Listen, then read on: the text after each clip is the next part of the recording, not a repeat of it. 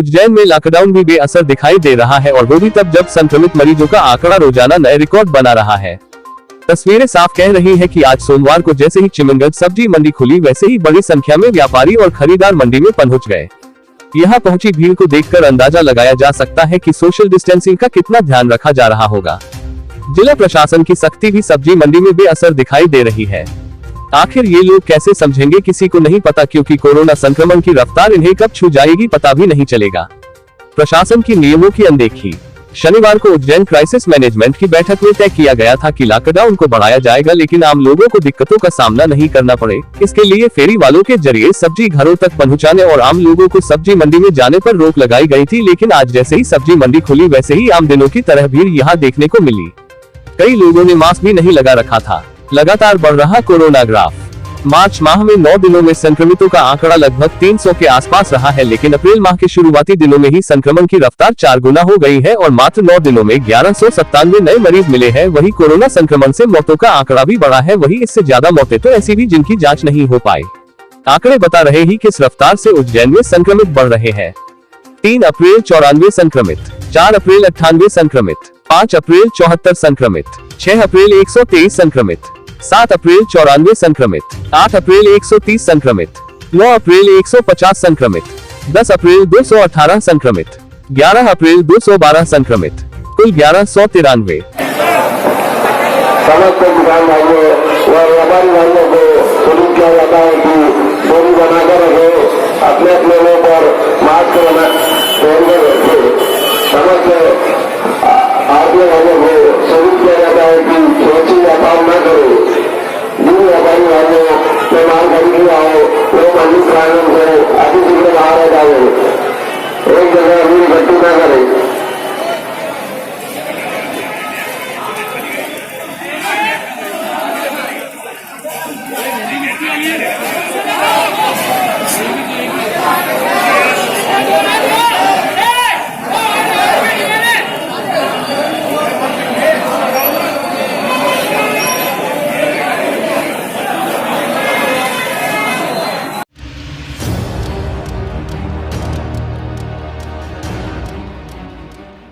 महाकाल के नाम से व कोरोना से मुक्ति हेतु विश्व प्रसिद्ध 4 शमशानों में से एक पर तांत्रिक क्रिया करने वाले बाबा बम बम नाथ ने शुरू किया सहस्त्रधारा यज्ञ। 15 दिवसीय होने वाले के इस यज्ञ में कोरोना से मुक्ति हेतु शुद्ध देशी घी, ड्राई फ्रूट व नारियल की आहुति डाली जाएगी। प्रत्येक वर्ष होने वाले इस यज्ञ में श्रद्धालु सभी दिशाओं को साक्षी मानते हुए भभकते कुंड में डालते हैं नारियल। उज्जैन के इस शमशान का है पौराणिक इतिहास। हालांकि यज्ञ के दौरान कोविड गाइडलाइन की उड़ती धज्जियां उड़ाते दिखे आम जन व साधु संत। धार्मिक नगरी उज्जैन महाकाल की नगरी, जहां से होती है काल को नियंत्रण करने की शुरुआत। एक तरफ महाकालेश्वर ज्योतिर्लिंग में बाबा महाकाल के ठीक सामने बैठकर 72 से 75 पुजारी कोरोना से मुक्ति दिलवाने हेतु 10 दिवसीय महायज्ञ कर रहे हैं। तो वहीं महाकाल के सबसे प्रिय स्थान और विश्व प्रसिद्ध 4 शमशान घाटों में से एक उज्जैन के शमशान घाट पर भी 15 दिवसीय महायज्ञ की शुरुआत हो गई है। शमशान पर हो रहे इस यज्ञ में कोरोना से मुक्ति हेतु आहुति डाली जा रही है, जिसकी शुरुआत बाबा बम बम नाथ ने अपने अन्य साधु संतों के साथ की है। बाबा इसमें ड्राई फ्रूट व शुद्ध देशी की आहुति डालते दिखे। हालांकि इस यज्ञ की शुरुआत में ही कोविड गाइडलाइन की ध्वजा उड़ाते दिखे आम जन व साधु संत। बाबा बम बम नाथ ने मीडिया से चर्चा के दौरान कहा कि मेरा निवास यही शमशान पर है। यह सहस्त्रधारा यज्ञ मैंने 2016 में शुरू किया था। यह यज्ञ मैंने मृत्यु आत्मा के मोक्ष हेतु व जनकल्याण के लिए शुरू किया था। चूंकि अभी ये बीमारी चल रही है कोरोना, इसके लिए इस बार विशेष यज्ञ आहुति इसमें दी जाएगी और जन जन को महामारी से मुक्ति दिलवाने के लिए बाबा महाकाल से इस यज्ञ के माध्यम से प्रार्थना की जाएगी। बाबा बम बम नाथ ने बताया कि मेरा सभी देशवासियों से आग्रह है कि वे यहाँ आकर एक नारियल आहुति स्वरूप डालें और कामना करें। 15 दिवसीय चलने वाले इस यज्ञ की शुरुआत 11 अप्रैल अमावस्या से हो गई, जो 25 अप्रैल को समापन होगी। क्या है शमशान का इतिहास? विश्व भर में केवल 4 ही ऐसे शमशान घाट है जहां गुप्त नवरात्र में लगता है तांत्रिकों का डेरा।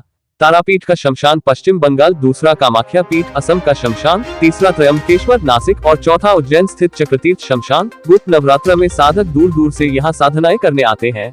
ऐसी मान्यता है यहाँ जिस समस्या के किए साधना की जाती है उस समस्या से आम जन को निजात जरूर मिलती है। वहीं आपको एक और खास बात बताते हैं, यही पास में राम घाट है जहाँ पुराणों के अनुसार भगवान राम अपने पिता का पिंड दान हेतु तर्पण करने आए थे और तभी से घाट को राम घाट नाम दिया गया।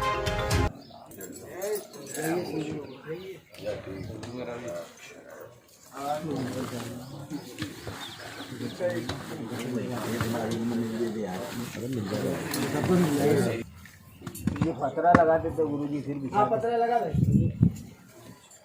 लो बेलवा।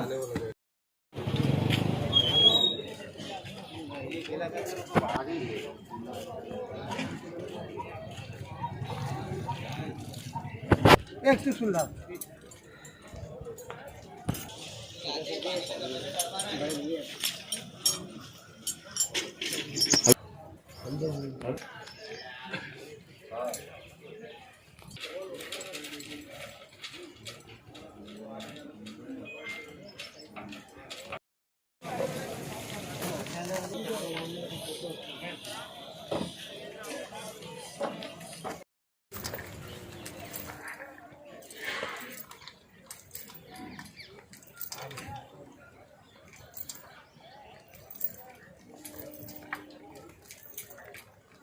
रहने दो, पर्दे लगवा लेंगे।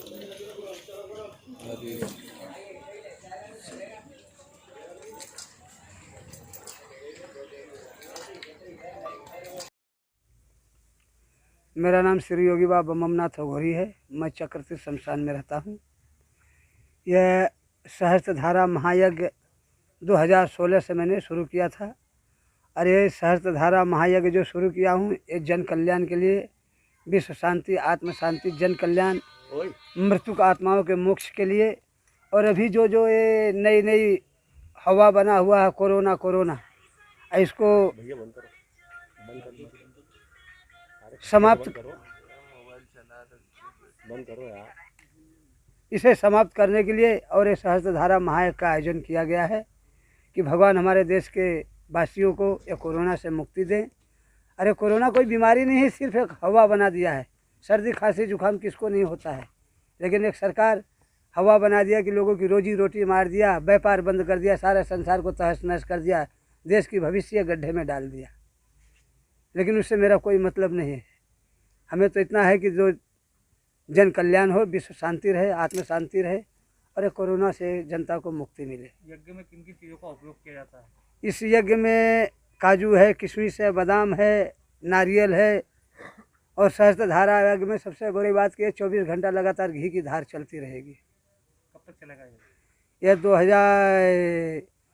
2011 तारीख से चालू हुआ है, 25 तारीख को समापन होगा इसका। महाराज जी आप बोल रहे हैं कि कोरोना नहीं है, हवा है, तो ये जितनी मौतें हो रही है शमशान में, इसके पहले मौतें नहीं होती थी। नहीं, पर अभी ज़्यादा बढ़ गई है, तो ये क्या कुछ भी नहीं बढ़ा हुआ है। कहने का मतलब यह है कि सर्दी खांसी जुकाम किसको नहीं होता है।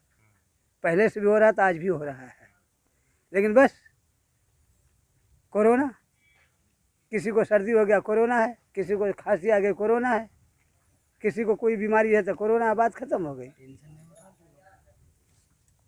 इस अनुष्ठान से किस तरह का फायदा लोगों को मिलेगा? इस अनुष्ठान से जन कल्याण होगा, विश्व शांति रहेगा, आत्म शांति मिलेगी और ये जो मृत्यु का आत्माएं इन्हें मोक्ष मिलेगा। और हमारी तरफ से भगवान महाकाल की दया से ये जो कोरोना महामारी फैली हुई है, इससे भगवान जनता को मोक्ष दें और मुक्ति दें। हम तो यही चाहता हूँ।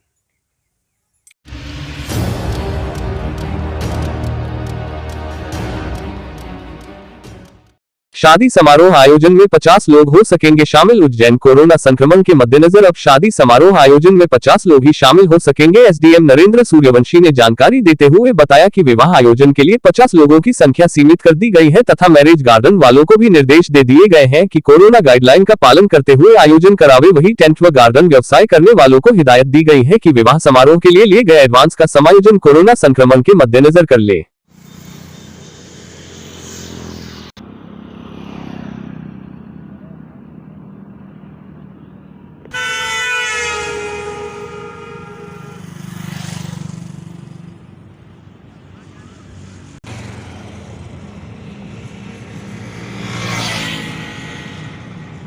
बंद अभी तो कुछ भी नहीं है।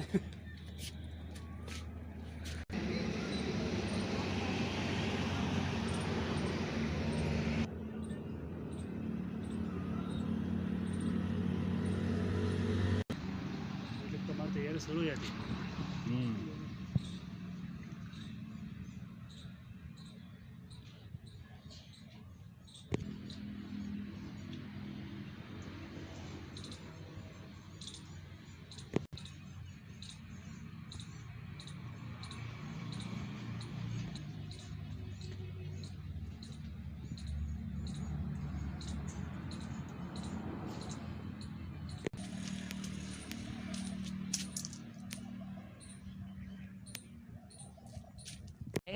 जो प्रतिबंध या कुछ जो निर्बंध लगाए गए हैं वो आम जन के स्वास्थ्य के लिए उनकी सुरक्षा के लिए लगाए गए हैं, जिसका पालन करना सभी लोगों का नैतिक दायित्व है और करना भी चाहिए।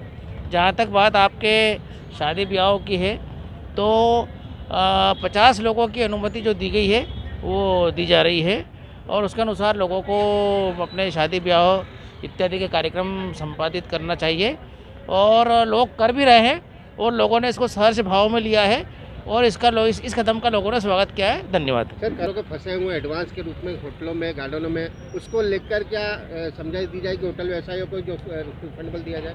देखिए, हम लोगों ने जो गार्डन के संचालक है, मैरिज गार्डन इत्यादि के, उन लोगों से बात करी है, उन लोगों से परिचर्चा करी है और उनको बताया है कि सरलता रखते हुए लोगों की राशि को जो भी उनकी आवश्यक कटौती इत्यादि हैं वो करके लौटाएं।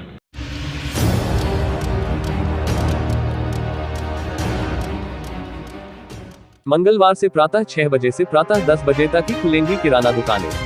प्रातः 10 बजे के बाद लगेगा कोरोना कर्फ्यू। प्रातः 10 बजे के बाद अनावश्यक कोई भी व्यक्ति बाहर नहीं निकलेगा। उज्जैन में सोमवार को बृहस्पति भवन के सभाकक्ष में जिला क्राइसिस मैनेजमेंट समिति की बैठक आयोजित की गई। बैठक में उच्च शिक्षा मंत्री सांसद श्री अनिल फिरोजिया, विधायक पारस जैन, विवेक जोशी, कलेक्टर आशीष सिंह, पुलिस अधीक्षक सत्येंद्र कुमार शुक्ल, एडीएम नरेंद्र कुमार सूर्यवंशी, सीईओ जिला पंचायत अंकित अस्थाना, नगर निगम आयुक्त क्षितिज सिंघल, सीएमएचओ डॉक्टर महावीर खंडेलवाल एवं अन्य अधिकारीगण मौजूद थे। बैठक में समिति द्वारा निम्नलिखित निर्णय लिए गए। 1. मंगलवार से प्रातः 6 बजे से प्रातः 10 बजे तक ही खुलेंगी फुटकर और थोक किराना दुकानें। 2. फल एवं सब्जी विक्रेता चलायमान ठेले पर सब्जी तथा फलों का विक्रय प्रातः 6 बजे से प्रातः 10 बजे तक कर सकेंगे। ठेले वाले एक स्थान पर खड़े नहीं रहेंगे। 3. प्रातः 10 बजे के बाद शहर में कोरोना कर्फ्यू लगेगा। किसी भी व्यक्ति को अनावश्यक बाहर निकलने पर पाबंदी रहेगी। 4. बैठक में निजी अस्पताल तथा माधवनगर अस्पताल में छोटे ऑक्सीजन प्लांट लगाए जाने पर विचार विमर्श किया गया।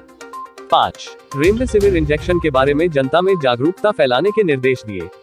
6. शहर के अन्य निजी चिकित्सालयों के चिन्हांकित कर कोविड केयर सेंटर बनाए जाने पर चर्चा की गई। 7. अस्पतालों में ऑक्सीजन बेड की संख्या और बढ़ाए जाने पर विचार विमर्श किया गया।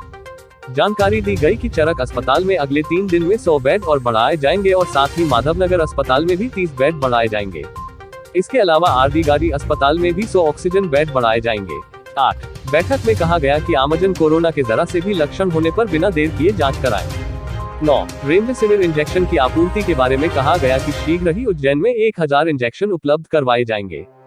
10. कोरोना संक्रमण की रोकथाम हेतु आयुर्वेद, होम्योपैथी चिकित्सक के साथ साथ रिटायर्ड चिकित्सकों की सेवाएं भी ली जाएं। 11. सरकारी संस्थाओं जैसे रेलवे, यूनिवर्सिटी, एमपीवी, डीएसआई के चिकित्सकों की भी ड्यूटी लगाई जाए। 12. कोरोना संक्रमण की रोकथाम के लिए होम्योपैथी दवाओं और काढ़े का भी वितरण प्रारंभ किया जाए। 13. बैठक में वैवाहिक कार्यक्रमों के संबंध में 2 दिन के पश्चात निर्णय लिया जाएंगे। 14. जिले में संचालित आंगनवाड़ी केंद्रों को कोरोना संक्रमण रोकने के लिए बंद किए जाने तथा आंगनवाड़ी कार्यकर्ताओं की ड्यूटी टीकाकरण में लगाई जाने का सुझाव दिया। 15. गुड़ी पड़वा पर रामघाट के आसपास के मंदिरों का रंग रोगन और सफाई करवाई जाए। 16. उज्जैन जिले की तहसीलों में किराना और आवश्यक वस्तुओं की दुकानें प्रातः 11 बजे से शाम 5 बजे तक खुली रहेंगी। 17. डीआरएम रेलवे को पत्र के माध्यम से कोविड के लिए ऑक्सीजन के रेलवे कोच उपलब्ध कराने के लिए कहा जाएगा। 18. मंगलवार को कर्फ्यू में श्रमिकों और अत्यावश्यक सेवाओं में लगे कर्मचारियों को आवागमन की अनुमति रहेगी।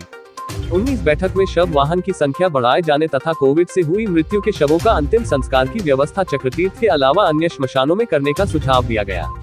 20. मुस्लिम और बोहरा समाज में कोविड से मृत्यु होने पर शव को दफनाने के लिए अन्य कब्रिस्तान की व्यवस्था करने का सुझाव दिया गया। देश विदेश गांव शहर सब पे नजर, सबकी खबर, नया रूप है, नए है रंग, सबको समेटे अपने संग।